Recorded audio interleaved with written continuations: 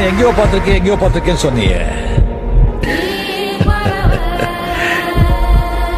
இன்னுமா என்ன தெரியல?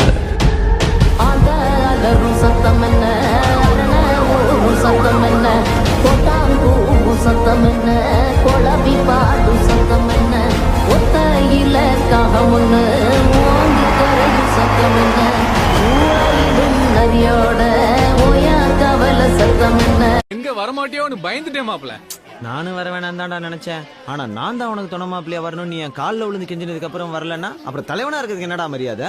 டேய் சாரிடா மாப்ள, நீ வரலன்னு சொன்னதும் தொண மாப்பிளைக்கு வேற ஒருத்தனை ரெடி பண்ணிட்டேன்டா. என்னடா சொல்ற? யாரா அவன்?